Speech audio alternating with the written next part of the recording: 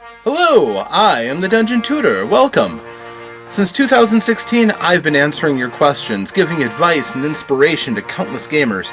Here, you can ask questions in the comments and get your own videos as an answer. So I encourage you, enjoy by all means. But come back to visit with your friend, the Dungeon Tutor.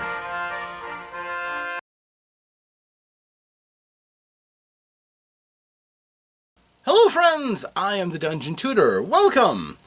Today, we are covering another RPGaDay topic. Today at 28th, Suspense. And Suspense is kind of a tricky thing to build on, so we'll talk about that a little bit. First of all, Suspense, in my mind at the very least, is one of the most crucial aspects of pulling off horror and comedy, both ends of the spectrum. Now, why is that? It's pretty simple, honestly. The human mind is a wonderful thing. It does a lot of background work if you know how to use it, both for yourself and with other people. For example, you ever want to do a quick check to see who's got any empathy to them, who cares about you or cares about other people? Yawn. We're all programmed. If you see somebody yawn and you're an empathic person who might care about them or anyone, they'll yawn too. If you don't, for whatever reason, don't care about them, or at the time you're not caring about other people very much, you won't. It's how we act. It's how our brain works. It's a social cue, actually. Yawning in sympathy of other people. So, something we don't think about very often, but suspense is one of those elements that if you have it, you have everything you need, both for comedy and terror, and it's pretty straightforward. First of all, how do you get suspense? And why do you get suspense? Why would you want to? Well, the human brain, the way that it works, is poised for a couple of things. It wants to run optimally, right? It wants to take care of your needs and then maybe pursue some of your desires. And as far as comedy goes, we kind of enjoy laughing. We enjoy being entertained. So the brain wants that and gravitates towards comedy. That's why comedy is a little bit easier than horror. For terror, we generally don't love, in the moment, being scared, being terrified. So as a result, we generally tend to avoid circumstances that would lead to our terror. If you're afraid of the dark, you generally try to avoid dark places. It's fairly simple to understand as a human. But here's the thing. What preps us to be entertained is the expectation leading up to comedy. And what leads us to terror is the dread that we're going to find the thing that terrifies us. So your brain either way is being prepped one way or the other. If you have the hallmarks telling you that something is going to pay off in a comedic fashion, your brain gets you there, not just the circumstance of the moment. You're moving towards comedy the whole time. If you watch a comedian, they'll start with their opening shticks. And these are things that are just icebreakers to get you into the mood, to laugh, to find things funny. The clinchers, the real crushers, are joke after joke after joke after joke after joke that builds up to those conclusions to get everybody into a riot for you. Same thing for horror. You have lots of little things that lead you along the path that even though your brain protests, this is not going to go well. I'm pretty sure this is something that I don't want. You're building upon that and building upon that. For example, if you're afraid of cats, right now you might be terrified because my familiar magic has just come into the room and she wants attention. She loves attention. So if you're scared of cats, I'm sorry. But I have a black cat familiar named Magic, and she loves me. Yes, you do. So, obviously that's the reason why you build suspense. Either way, you're building anticipation. And even if it is something that the players are familiar with, for example, the general structure of a Call of Cthulhu adventure is fairly formulaic. There's a variety of circumstances that set your groundwork. let you go along the path, making successful conclusions, investigations, discoveries, and each step leads you to be more determined than ever to continue moving along the path to try to accomplish the most good or to find out new information that you didn't have before. Something. You, as a player, may see these things, but as a character moving forward, even though you are compelled and you are drawn along on these storylines,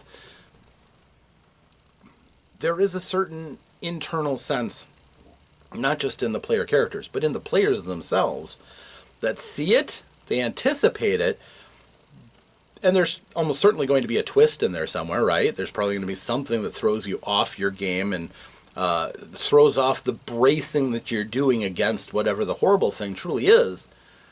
But even though it's that formula, even though it is consistent with your expectations, it's still going to create a sense of terror because your brain is taking in those suspense notes and it is magnifying them against the backdrop of whatever it is that's really, truly the horrifying thing that's there. And it's not my cat, right? Correct. All right, so when you get to the idea of how suspense, the first thing is, as a game master, you have all the elements. We are God, remember? We are the eyes and ears of the players. We are everything they see, everything they hear. The only thing that we can't control is what they think. And, you know, realistically, you can let them control themselves for the most part, but by controlling what they can see and what they can hear, you do have a lot to say about what they do. Right? By the way, do not let a cat be your game master. They are cruel and brutal and have no business for your nonsense. Right?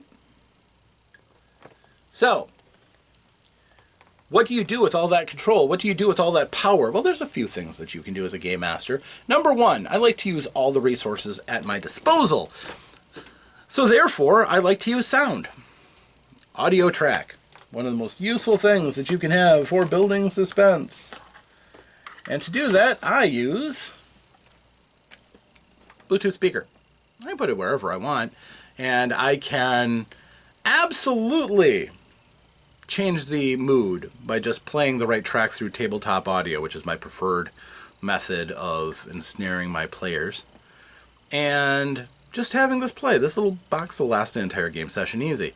I just put this wherever. I can put it above my light, so it's out of sight. I can put it right in the middle of the table, so it gets everybody equally. I can put it under the table. It's plenty loud. They'll hear it. And I can do that. I could do the kind of the standard fallback is a soundboard.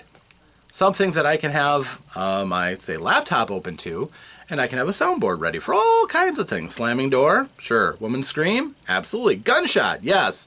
Shoggoth moaning as it slides across a thick 70s shag carpet. Yeah, I probably could find that somewhere. And now my players don't have to imagine it. They're hearing it. And this is a very, very powerful tool for building suspense. Experience helps to amplify suspense. Very useful. Another thing that you can do, besides the audio, is visual. Tone down the lights. If you're doing suspense, turn down the lights. When you can see everything and everything clearly, a lot of suspense falls away. The world is organized and reasonable. They can see whatever. You don't have to rely on shock and horror if you just implant little seeds of doubts in the player's mind about what is actually in the shadows. Work hard enough at it and they'll see tentacles coming out of those shadows. They'll see tendrils of darkness in between all of their friends at the table. A really neat trick is if you can pull off candles. Candles are wonderful for building atmosphere. Or have a variety of different light bulbs that you use in standard lights to create ghostly patterns and scenes. Absolutely. There's many, many options that you can take if you work a little bit at some theater craft. And in a game where you're already using your voice and maybe audio to ensnare your players, yup, that can be really good. And honestly, too, that is something that you can go to those wells for other games than horror and comedy. Now, for comedy, it's kind of the opposite. because comedy works on contrast and conflict. You want your players to be somewhat comfortable, but you want comical things to occur, which means, you want to lighten up the music a little bit, get the players in a little bit more, jovial mood, and be ready to pounce on opportunities that they have to make everybody else laugh. The best comedy comes from your players, not just you.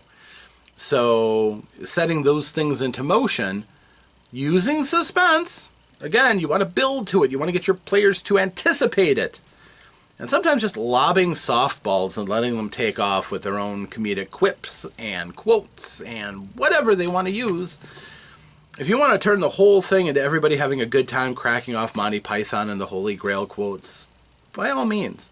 That's not too hard to do. If you want to, for instance, suffer through every single Star Wars quote, just constantly keep going up, telling people, how do you feel about this? No, I've got a bad feeling about that. There you go. You did your quote. And there's a million different ways that you can try to stoke comedy, but the best part is setting it up for the anticipation for the comedy to carry out. Your players will usually rush towards that in the right scenario. For instance, in Paranoia, I ran a game where my players all loved the idea of all the various insanity that Paranoia could do. But what really crested was the moment when they were gloriously able to start shooting at each other, something you don't do in a game, usually.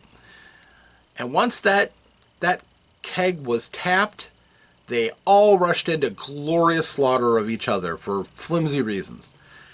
And then once it was done, once there were only 2 survivors left, they looked at each other, had their guns out, and said, you know what? I didn't see any of this. I didn't see any of this. Okay. And walked away. Now, both of those characters died in another encounter or two, but still, it was a moment, and it was a good moment. It was great comedy, as they all just loved this momentary act of insanity. But it was fun. Likewise, in your games, you can also set up systems in place. You can set up expectations that something's going to happen, and then the suspense just peaks and peaks. Horror is the same way. You can, of course, set out a target for their concern. Generally, that would be their bond. And then you can threaten the bond. You can put something into place that makes it seem like if I don't do something, something terrible is going to happen. And make sure it's as terrible as you want to drive the point home. Playing a game like Delta Green, the consequences and everything is so elevated, so steep, that it can, absolutely affect your players. Even Call of Cthulhu, with its kind of stilted atmosphere, still been ensnaring people's terror for how long? Why? They have an excellent system that encourages the game master to take advantage of the opportunity of building suspense, not giving off the payoff until the players are peaked at the right point. Then the Shoggoth shows up. Then the cultist reveals the plans. Not early on and the players are immediately thwarting them. No, they have to find out about the existence of the cult, and they penetrate the cult, and then as the circular storm is swirling around the city and you're listening to the intonations of the speech of the dead city of Relay, that's when everything comes to a peak and the players are suddenly just, oh my gosh. All of a sudden, it's end of the world type stuff, and they may be the only people who can stop it because they have a glowing, throbbing book in their hands, and sure knowledge that reading it will damn them, but it is also the counter to all of the bad juju that they are pulling off. So it's time to save the day, people. Yeah. This is the kind of thing that a game master thinks about before running these kind of games. How can I get to the payoff, what I'm ultimately seeking? And that realistically is the moment of climactic terror or the moment of climactic hilarity. Either way can create a lasting impression that will stick with the players, but it all comes on the basis of a lot of smaller moments that you ladder one on top of the other, building up a bulwark against just kind of a humdrum session, and building up into something that will absolutely ensnare them, that will not drive them mad, but it will entertain them, either because it's hilarious or because it legitimately did affect them in a way that horror tends to, with a bit of, in my experience, it's a catharsis. Feeling the negative emotions directed at another person helps put us in touch with our humanity and, kind of purges some of those negative thoughts within us. It is kind of the justification I have for horror. And it seems to work. It seems to work pretty well. I mean, you empathize with the people who are suffering, and therefore, if you can help them, it feels great. If it turns out tragically, you sympathized. You were the greater human being for suffering with them. Even if the stakes really, truly didn't matter because it was all just a game. So, that is my thoughts on suspense and a couple of techniques that I use. Now, obvious techniques also that build suspense are foreshadowing and flashback. The ability to emphasize things that have already happened, that the players can see either through some recording or through a burst of insight or something like that. Foreshadowing, certainly, if, for example, you're decided that your Call of Cthulhu game is going to end up in cultists that are trying to bring forth Cthulhu, and your characters, when they're in their quiet, lonely moments, they start seeing tentacles creeping out from the shadows. The driver is driving everybody along the road. All of a sudden, a tree branch moves, but you swear that it squirms and writhes. Foreshadowing. Very useful for building suspense. So, those things all added together, it makes it hard not to be enmeshed into a game. Unless you fight so desperately hard, the suspense absolutely triggers you into working against feeling what you're supposed to be feeling in that instance. And I know some people do that. And for them, the game is going to suck because you're fighting very hard to not be entertained, to not be captured into with what's going on. Yeah, that can be very, very powerful to be able to ensnare somebody like that and let them be there and experience it and fear for what's going to happen, or just be ready to belly laugh at what's coming up. So, that's my suggestions to you. Those are my tips and my tricks, things to think about when you're running one of those kind of games. For running a standard adventure, you don't need to think necessarily about how the players are feeling. You want their characters to feel, but the players themselves are hopefully going to be entertained by the adventure. That's not your box, cat. Anyhow, I'm sorry. My cat is having a meltdown, so I'm going to draw this to a conclusion. Thanks for joining me. I am the Dungeon Tutor. I hope you had a good time, and I hope to see you again in a future video. Please leave any comments below for any tips and tricks that you yourself use to build suspense. And if you think suspense is all that important for these kind of games, as I just posited. And perhaps share with other people who could benefit from some of these thoughts. But I do hope to see you again in the future. And if I do, I hope that between that happy time and now, that you, yes, you, get a chance to roll some dice, to play some games, to have some fun. Stay safe out there, my friends. Until that next time, farewell.